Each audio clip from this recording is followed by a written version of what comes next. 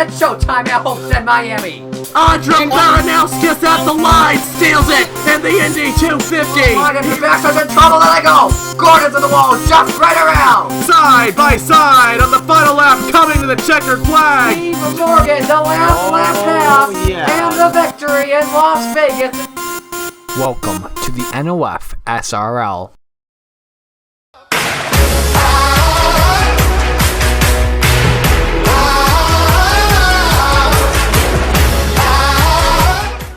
Hello everybody, this is Napa Fan here, and this is race number 4 in season number 9 of the NOFSRL Chick-fil-A Cup Series. We are here at the Phoenix Raceway in Avondale, Arizona for the Castrol 500k. This is a 63 lap event around this 1 mile oval. And it is going to be an interesting race. We've had a lot of interesting races so far this season, from the Daytona 500 with Alex in a row all the way to last week with Andrew Miller holding off the field in his first ever Chick-fil-A Cup Series race victory. And we got another veteran starting on the pole here for this one here on this Saturday afternoon. It's Nicholas Samadillo in the number 48. Will be leading the field of the green flag. And so far, all we have seen this season, Trey, are veterans going to victory lane. Do you think today we might see our first rookie winner in the Chick-fil-A Cup Series, season number 9? Well, Napa, Phoenix is definitely one of the most technical tracks on the entire circuit. It's definitely got that oblong shape similar to Darlington. You definitely got that really extremely wide front straightaway that they relocated a couple years ago. So restarts here are going to be absolutely nuts. Drivers going 3 and 4 wide, trying to get as many positions as possible. I do think that we could possibly see a rookie get it done here, but do take in mind that Nicholas Samadillo is starting on that first row, so he could possibly go out and win this thing. So my money's on Samadillo, but don't count out any of the rookies. Yeah, not only is Nicholas Samadillo on the front row, last year's winner of this race is on the front row as well, in Patrick Smith in the number 30. So a couple of guys who really know their way around the Chick-fil-A Cup Series starting up front in this race. In the point standings, another guy who really knows what he's doing, leads the points. His name is Trey Bartow, 109 points towards the championship, but right behind him, a couple of rookies this season in the Chick-fil-A Cup Series. Bradley Ream, 7 points behind, and Keegan Thompson, 8 points behind. They are the two highest rookies in the point standings, second and third overall in the points. Patrick Smith, who starts on the outside pole for this race, is 17 points behind.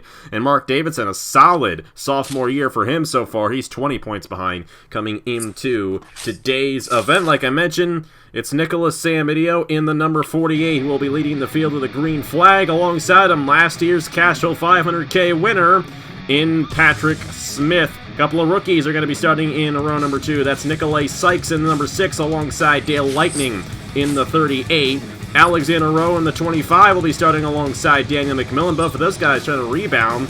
They had a couple of tough races so far in the Chick-fil-A Cup. Of course, Rowe won the Daytona 500, but since that Daytona 500 victory, hasn't been the best of runs for him for North State Racing. Brett Sear are going to be starting alongside Thomas Troxel, a couple of rookies there in row number 4. Then Trey Bartow, another solid run in qualifying for the Titan Fury Motorsports driver. He's alongside Wyatt Quayle in the number 39.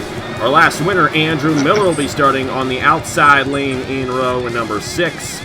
And he will be starting alongside Reagan Whitlock in that position. Pace car is in. Of course, it's the first time the Chick-fil-A Cup Series has used this newly reconfigured version of the Phoenix Raceway. The start-finish line is now off the exit of the old Turn 2. And that is definitely going to be interesting to see how this whole race plays out. We're going to have one pit stop here in this race as well.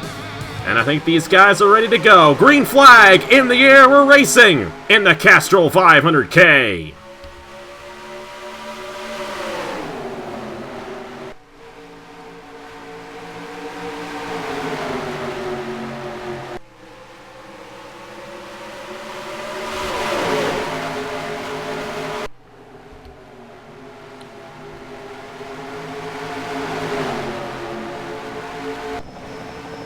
And lap 1, bonus point towards the championship for Nicholas Samadillo. Samadillo's top 10 in the points. I believe he's around 8th. So looking to make the chase once again for Zidell Motorsports. Pulling out to a good lead. How about Alexander Rowe right there in the 25?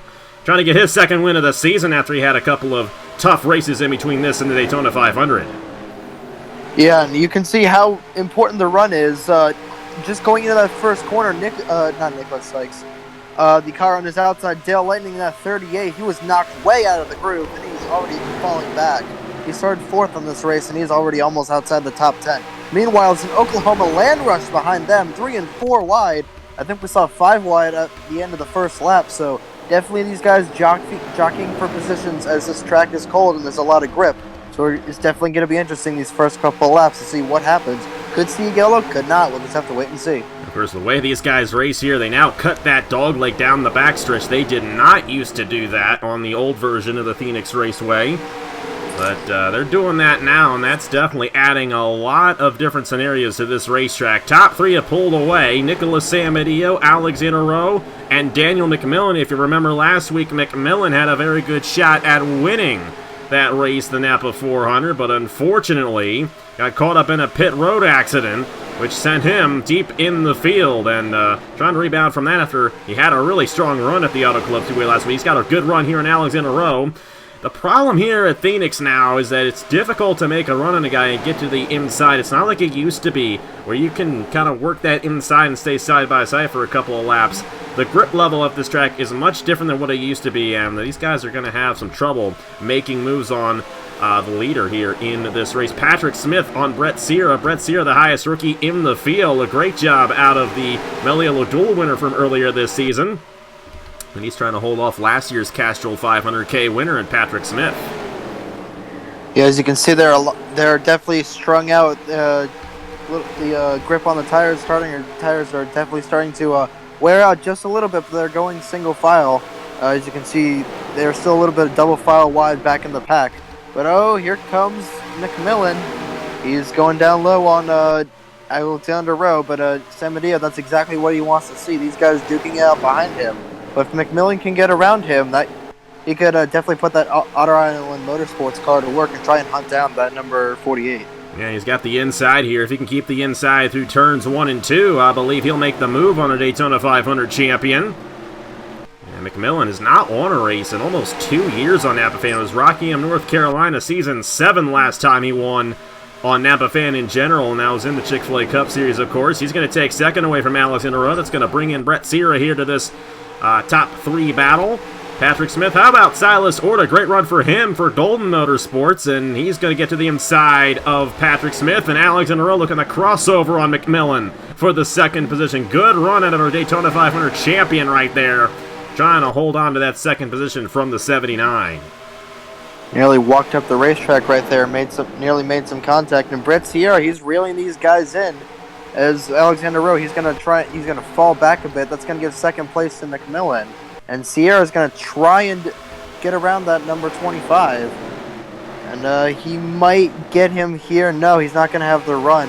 Rowe's going to have the run on the middle lane. So Sierra's definitely got a real fast Toyota Camry. Now that's a Dodge, I think. Whatever manufacturer it is, that car is Chevrolet. bad fast. I don't... They're... Oh, and yellow on the racetrack around. Jesse Turner in the 77. Got spun off down the backstretch. And our first yellow of the day here at the Phoenix Raceway. It's the Las Vegas winner with an issue. However, I do not see any major damage on the 77. And already, split strategy. Got McMillan and Patrick Smith coming down. I don't know if they're going to be able to make it to the end of the race from here. That's the question. I think the field window is about 43 laps. And they don't have 43 laps to go. But nonetheless, Daniel McMillan deciding to come down here. Very interesting strategy by this team. Hey, you know, could be what happened last week. Came down with so many different cars that he ended up getting caught up in an accident. He might want to avoid that, which is why he's coming down now. He's not the only one. Patrick Smith also came down. Nikolai Sykes also down the pit lane as Samadillo remains out front. McMillan was actually able to lead a lap there because he surpassed the 48 because the pit road is much narrower around the racetrack than the actual racetrack is. Shorter way around. And McMillan was actually able to lead a lap, get a bonus point there on the pit lane. Patrick Smith. That's not good. A little bit of he got stack up. Stopped in a really bad position. They had to wait for the field to go by, and he ended up being sideways off the pit lane. And he's going to lose a lot of positions, but they might give it back to him. It doesn't look like they will. So Smith's some definitely the guys biggest coming loser out of down. that. Led by McMillan in the 79. It's going to be interesting to see how that affects them as this race goes along. Nicholas Samadillo, however, continues to lead the field. Let's go ahead and see what happened to bring up the first caution here at the Phoenix Raceway in the Castrol 500k. Coming off at turn 2, heading down the backstretch, they were 4 wide. That's Matt Dalio forcing the issue on Yepez, and he forces up into Turner, and Turner has Stover to his outside. And around goes the 77, thankfully. That was about it, with the exception of Nathan Faden right there. He got into the rear of Bradley Ream, and that's going to give the 12 a bit of damage. But other than that, Turner has minimal damage. He should be able to continue, and maybe still have a shot at the race victory if things fall his way.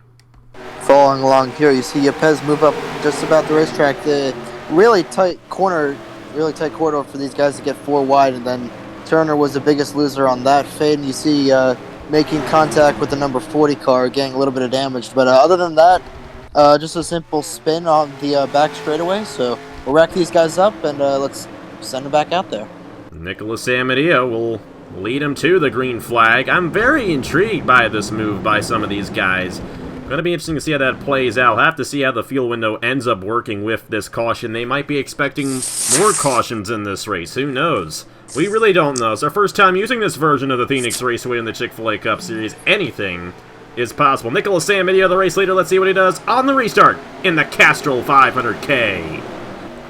We're back here at the Phoenix Raceway, Avondale, Arizona, and Nicholas Samadillo has led all but 1 lap in this race so far, and we mentioned because the pit lane is much shorter than the actual racetrack, McMillan was actually able to get an advantage on Samadillo for a lap when he came down and lead a lap, so he got the bonus point, but Samadillo has led all but that 1 lap. He has led the most laps here today.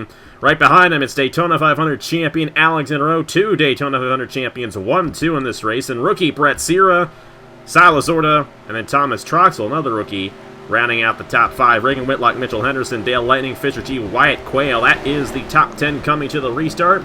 Nobody is out of the race. Everyone's still on the lead lap. First driver off the pit lane was Daniel McMillan. He's going to restart in 33rd. We'll have to see how that affects the race as we go along throughout the day. Back to racing, Alexander Rowe with a good restart on Samadillo. Will he get an advantage on the inside? Silas Orta's got an advantage on Brett Sierra for 3rd. Don't look now, here comes that number 35 of Thomas Troxel. He's got a drafting partner that as it comes into view. I believe that is yes indeed, the 47 car of Mitchell Henderson. So he's got a little bit of draft going with him. So you might try and see if these guys can work together. But both Rowe and Samadillo, they both got really well launches off the on the restart, so I expect them to do pretty well in this run. It's probably going to be a longer run as these cars are more strung out, not going to be going 3 wide as if they were doing double file restarts. But I think these guys definitely look like they've got long run cars, so it's going to be interesting. We have a car on pit road. That's Trey Barto, our points leader, I do believe, who has come down the pit lane, and I would imagine that is a tire issue. It's such a tough break there. He's the points leader here in the Chick-fil-A Cup Series, and he's going to fall a lap down, and don't expect much attrition in this race. That might hurt him later on in the season. Tough break there for Barto. Had a good starting position in this race and everything, and an issue there. Causing him to have to come back down the pit lane. Samadillo continuing to lead. Alexander Rowe looking to get an advantage on him. If there's anyone in this top 5 that can do it, I know it's Alexander Rowe. This guy actually has more Chick-fil-A Cup Series wins than Nicholas Samadillo, believe it or not. Of course, Alexander Rowe is his 4th season, but Nicholas Samadillo's been driving a little bit longer. Rowe has 5 wins in the Chick-fil-A Cup Series compared to Samadillo's 4 wins. But Samadillo got a really good run there. Entering the dogleg, Silas Orta is going to get a run on Alexander Rowe here, as Rowe did not get through the start-finish line well at all. He's going to walk up the racetrack a little bit, and he's going to try and pinch that 25 on the outside. Doesn't have him quite cleared yet, as Rowe has to run on the outside. Thomas Troxel waiting in the wings. He's going to try and pass the number 25 on the inside line. Meanwhile, the number 48 is scooting away. Samadillo's loving what he's seeing in his rearview mirror, but all these guys still have to make another pit stop in this race. Speaking of pit stops, the guy who made a pit stop, Daniel McMillan, was the first guy off. Hasn't really gained much through the field. As a matter of fact, he's lost ground from where he restarted, so it's not worked out for McMillan. Trying to see who else came with them. I can't exactly remember. I believe some of these guys are farther ahead than McMillan at the moment of the guys who came down under that caution. How about Thomas Troxel moving his way through the field very nicely in the 35 for Velocitar Racing. He's going to get around to the inside of Silas Orta.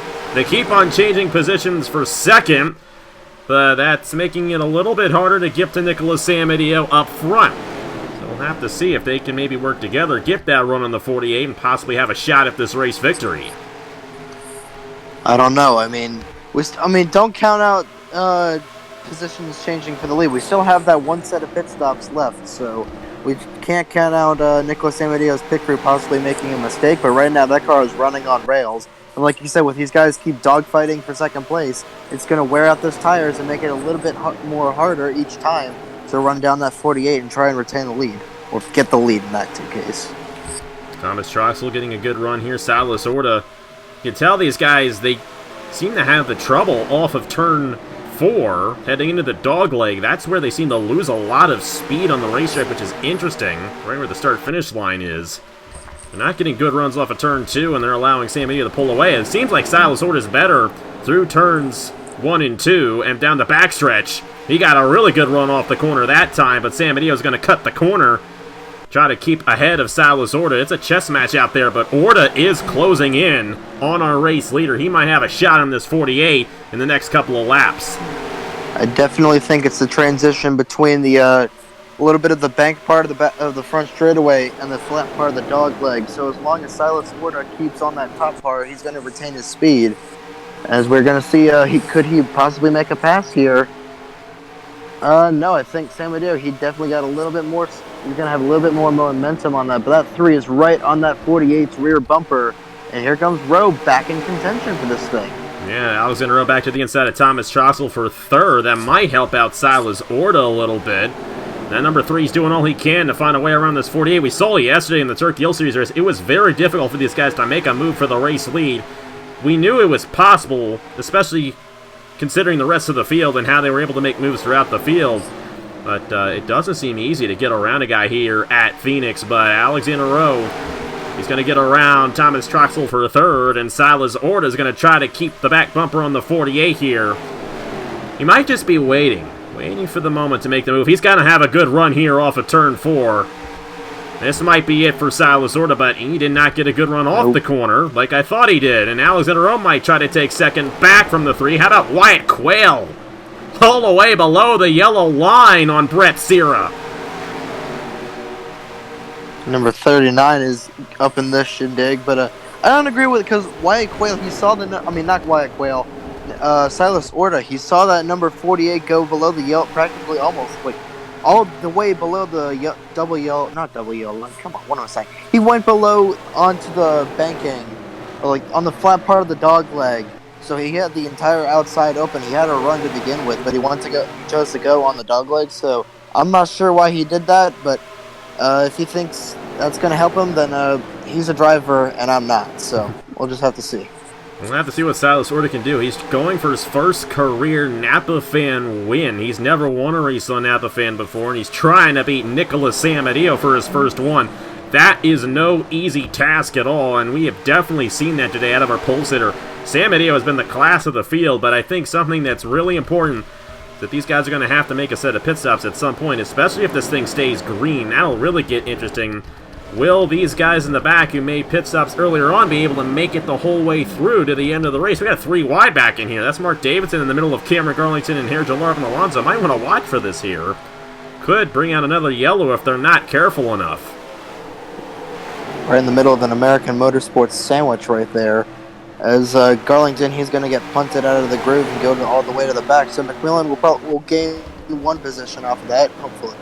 But I really, he will. I don't know. I'm really not agreeing with that call that all those guys made. I guess it was probably just like a brash decision because as soon as the caution came out, they were coming off of turn 2 and like, okay, we might just roll the dice here. Even we were in Vegas a couple of weeks ago, so we might have some luck then. But I think that they rolled snake eyes on that one, and even with this set of pit stops, I don't think that the strategy is going to play into their hands. So it's just one race. The season is still young and burgeoning, so they'll have plenty of other chances, but I really don't agree with that call. Yeah, I don't know what idea was there. They could be able to make it. Meanwhile, Silas Orta, oh, he's got a shot now. Trying to find a way to that back bumper of the 48. It's really difficult to find a place to get a good run on a guy here, and he had it, but he lost it as he entered the corner, and he really lost it. That's going to give way to Alexander Rowe, possibly taking second back from the 3. If Orta can get a run, or should I say, if Rowe can get a run right there, he's going to be able to take the position. If you can get to the inside entering turn number 1, I think you're able to make the move on a guy, and Alexander Rowe still side by side with Silas Orta for second. That's making it easier for Nicholas Amadeo to scoot away with this thing. But one thing, just past halfway, still a long ways left to go here in the Castrol 500k. It's far from over here at Phoenix, and a lot can happen between now and the end of this race. There's Thomas Troxel also going to get a run on the inside of Silas Orta. Yeah, oh, and here we go. Oh, there we go. Right at halfway, these guys making pit stops. Sam Adeo going to give way, and he wants to get those fresh tires before anybody else. He's the only one. He and Jesse Turner, the only 2 guys coming down. The first 2 Daytona 500 champions, which means Alexander Rowe's going to get a lap lead right there in the 25. Now the bonus point towards the championship for him. But the green flag cycle is beginning. We are past halfway in this race, so they will be able to make it. But that makes the call by McMillan and all those guys earlier on look even more stupid at this point. Dare I say that word? But they're not going to benefit from this only unless they get a caution throughout the cycle, which is still possible, especially considering these guys trying to merge on the pit lane and all that. But Sam Adeo and Jesse Turner, of course, Turner had that incident earlier on, so they were at opposite ends of the racetrack. Where is Sam Adeo? There he is. He's finishing up his pit stop right now, and he is a lap down at the moment, I do believe, or will be a lap down at the moment. Wyatt Quayle going to stay out. He's going to lead a lap right there in the 39. A lot of guys behind him also still out there on the racetrack. A very spread out cycle for this pit stop, and that might hurt Sam Badillo later on. If these guys stay out a little bit longer, they're going to have fresher tires near the end of the race, especially if this thing stays green, and that'll benefit these guys like Wyatt Quayle. Got Whitlock coming down. I believe Quayle is still out there in the number 39. And he is. He's way out of here now in the 39 machine. He's yet to make his pit stop here at Phoenix. And this field's going to really get spread out here. I imagine Wyatt Quayle's going to come down now. He is going to slow up Turner just a little bit there. And that will give way to Sebastian Cucalon taking the race lead.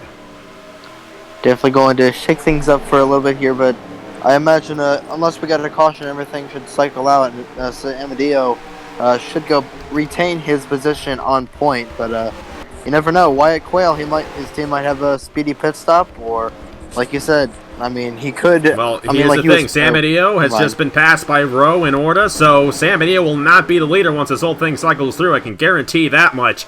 Alexander Rowe able to get the advantage on those guys, but Sam Badillo is right here with the rest of the field, so that is the battle for the lead still right in there. this thing. And now Cucalon pacing the field in the 13. I believe that he might have come down. No, Patrick Smith came down. He's still out there in the number 30 machine. So these are the guys who have yet to make a pit stop. And they're still staying out there, hoping for a caution. If they get a caution, they are going to get put in the driver's seat of this race. But interesting to see how this race is played out. A fuel strategy race, a pit strategy race. Interesting to see these races on occasion, and it could easily determine who ends up winning here today at Phoenix. Indeed.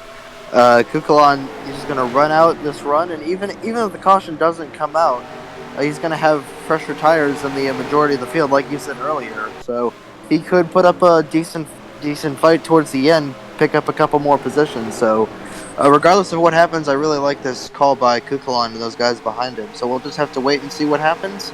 If he gets a caution, that'd be awesome for that team, but it still wouldn't hurt if he didn't, and he'd still get a little bit of track position with a little bit fresher tires toward the end. So we'll just have to wait and see what happens. The field is what they're doing. There's only 9 drivers on the lead lap right now. They're led by Cucalon. You got Sam Oskin, Zachary Fitzwater, Gatlin Downey, Shane Lake, Patrick Smith, Nikolai Sykes, Tristan Allen, and Daniel McMillan. Those are the only 9 drivers on the lead lap. Trey Bartz is a lap down, currently in 10th. He's also going to have to make another pit stop because, remember, he had that issue with his tire earlier on. Meanwhile, we probably should focus on the battle for what will be the effective lead once these guys come in. And it looks like San Mateo's falling back a little bit here. Mitchell Henderson going to gain a position on the 48 as Alexander Rowe holds on ahead of everyone who has already made their pit stop. A couple of guys coming down. Cody Sill in the 37. And I saw the 55 of Owen Miles down the pit lane as well. It almost appeared he had damage. The 7 of Fisher G has massive damage right there. I don't know what happened to him. Another possible pit road apparently wrong incident. about Owen Miles. Miles is still running on the racetrack just fine in the uncharted 55. But Kukulon's still out here. All these guys still out here. Imagine they're going to have to come down soon if the pit window is 3 laps. If it is. Did those guys just short pit trying to get those fresh tires early on? I don't think so, because here comes Gatlin Downey and Salmon Oskim, and Kukulon also came down. Same with Tristan Allen and Daniel McMillan, so that was not the case. Fitzwater going to inherit the lead now, and Fitzwater will get a bonus point towards the championship. Fitzy leading a race in NR 2003. In other news, the sky is blue. It's actually been a while. He went winless last season in the Chick-fil-A Cup Series, which is unlike Fitzwater. He's a guy who's won in all but 2 seasons of the Chick-fil-A Cup Series. Nikolai Sykes will inherit the lead. He'll be the last one to come down, and here are the effective leaders of the race, led by Alexander Rowe in the 25, going for his 6th career Chick-fil-A Cup Series race victory. It's got to be a little frustrating for Silas Orta, because he was second as they were coming down the pit lane. He's going to end up being second after the pit lane behind somebody completely different. But he's still right behind this 25 and is going to have a good chance at possibly getting around Alexander Rowe for this race victory. Well, I would say that it's a little bit easier competition than Nicholas Amadio, because as we were seeing early in the race, both the 25 and the 3 had about like equal power cars. They were switching back and forth as San Mateo was scooting away, but it could be just that the leader is extremely hard to pass as we see San Mateo keeps falling back. As Nicholas Sykes, I'm not sure if he's hit pit road yet. He has come down the pit lane, so this is the battle for the win. And let's not count out Mitchell Henderson either. The car that's leading this race is Henderson's ride from last season. I'm sure he'd love to beat that ride that he moved away from last season in this race. We'll have to see if Henderson can have a shot at his 2nd Chick-fil-A Cup Series race victory. But I think it's a big deal for Silas Orta, looking for his first ever Napa fan win. He's not a rookie to the Chick-fil-A Cup Series. I think it's important to realize that. But he's never won before on the channel, and I'm sure he'd love to beat the Daytona 500 champion for his first ever Napa fan win. He's been trying this entire race to find a way around the race leader, but has not been able to get a good run. We'll have to see if he can get around Alexander Rowe before the end of this race. Still a little ways to go. 15 to be exact here at Phoenix. We could still easily end up with a caution and a restart, and that would really shake things up. But the way this thing is looking right now, they are spread out throughout the field quite a bit.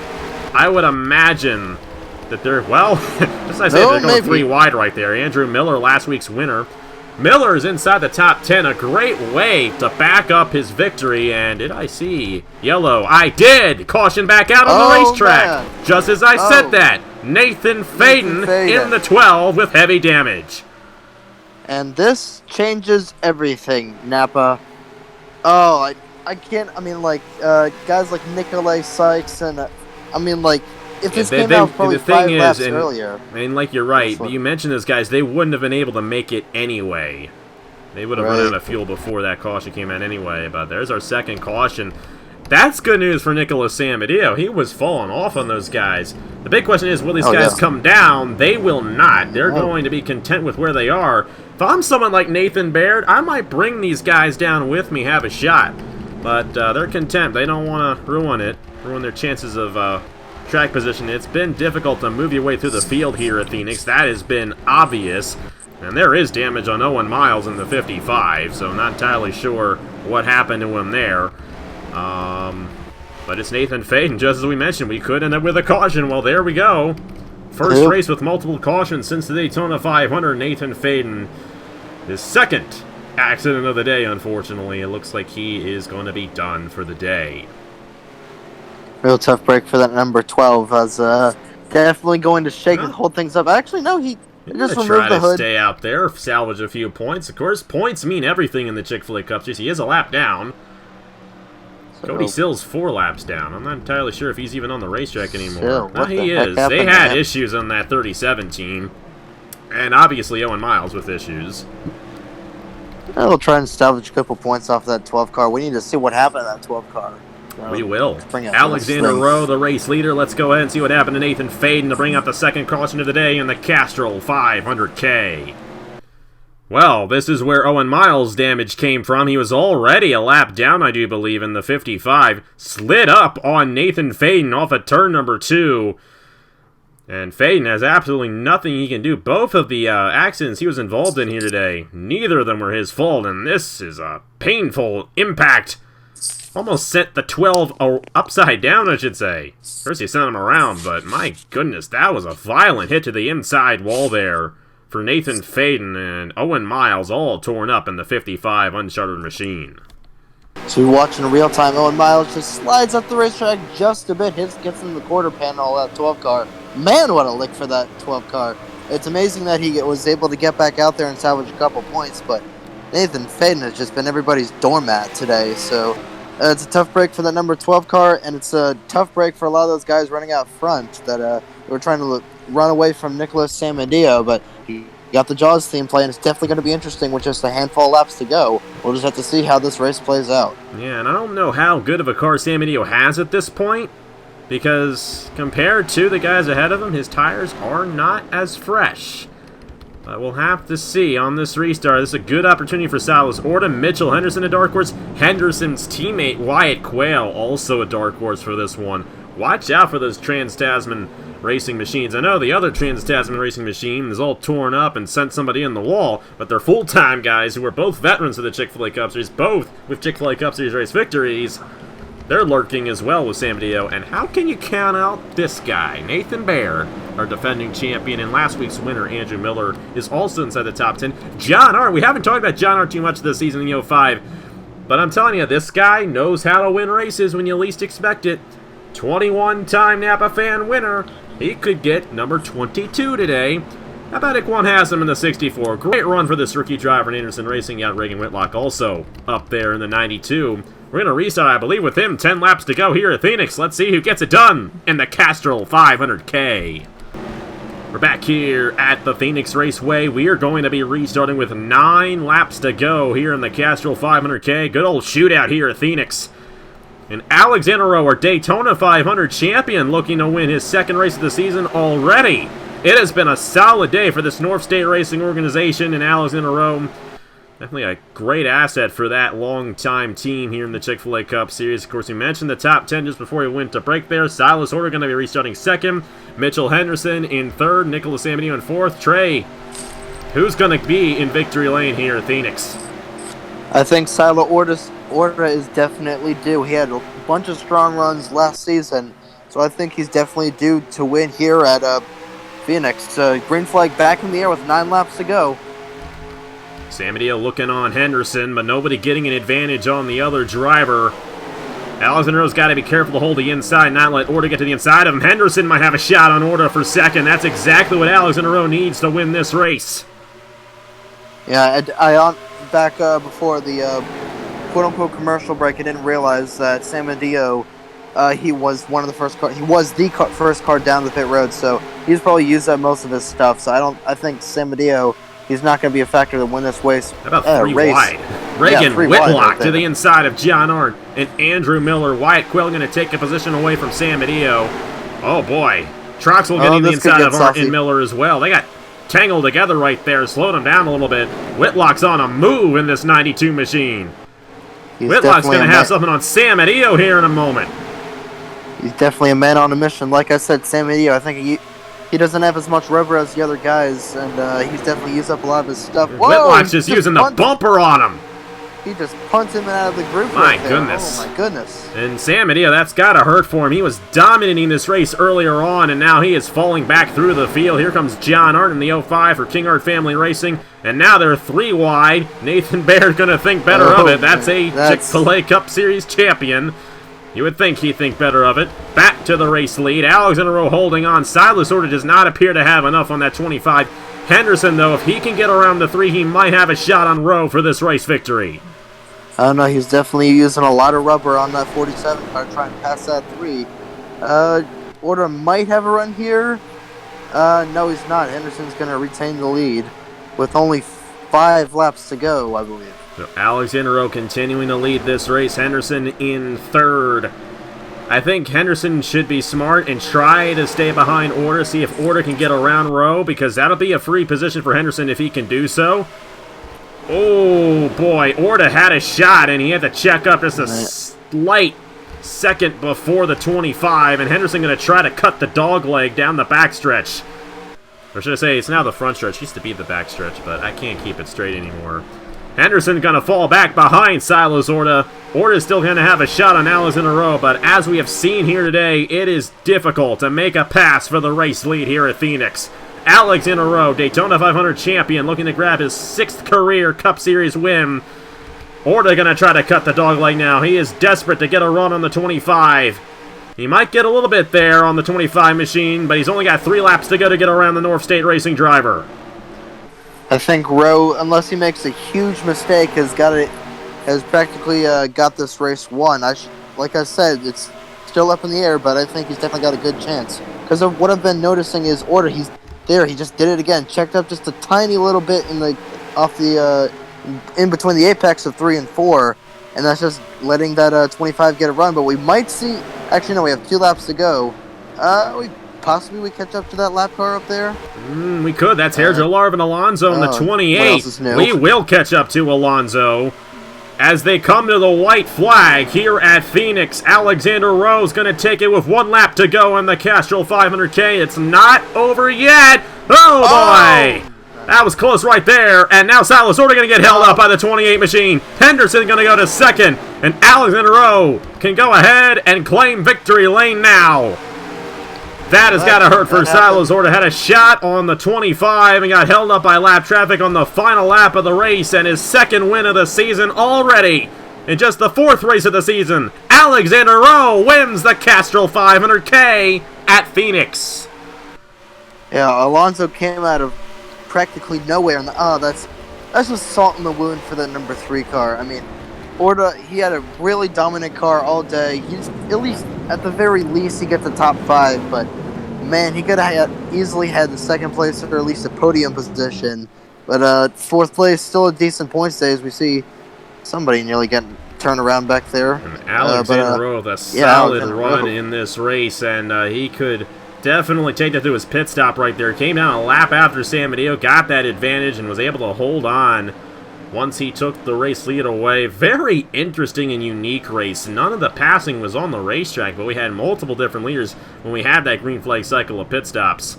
But in the end, our Daytona 500 champion rebounds in style. The past 2 races have not been too nice to that 25 team, but they have found their stride once again, and already a 2-time winner this season, Alexander Rowe, in the number 25.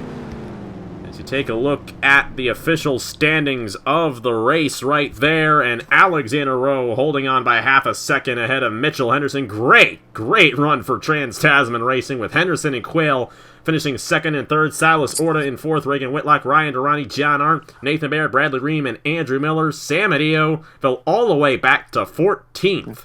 Not exactly what you want after you led a majority of the race. Take a look at the rest of the results right there, and all the guys who had issues. Cody Sill, Owen Miles, not the best days for those guys, unfortunately. And Trey, very unique race here at Phoenix. A lot different than what we've seen in the past, but what do you think in future races here at Phoenix? What do you think these drivers are going to do to be able to make that move on the race leader?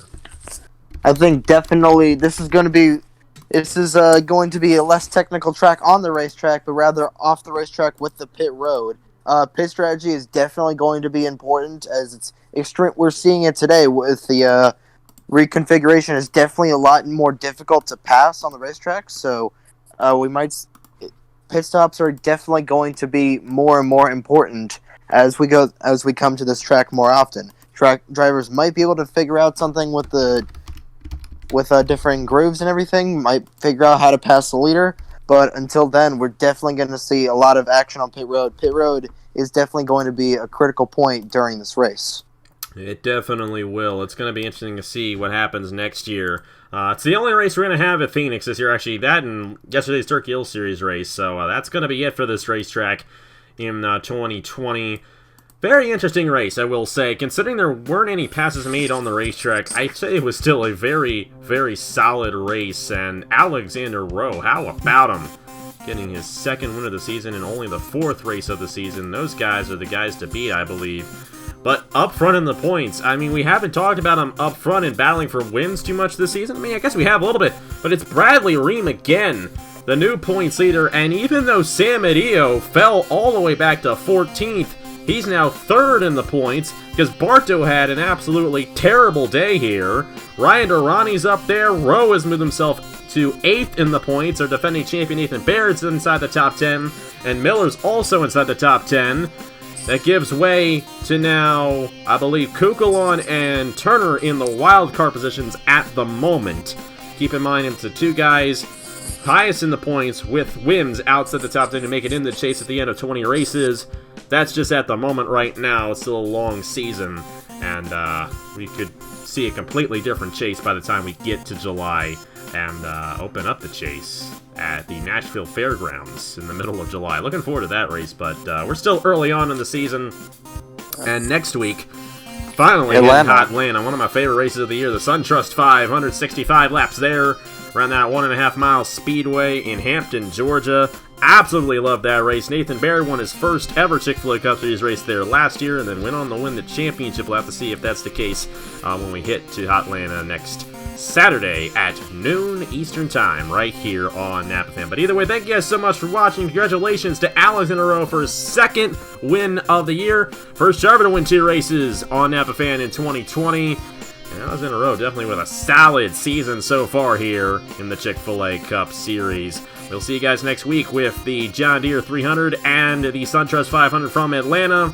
And on behalf of Trey Wright, I will see you guys later.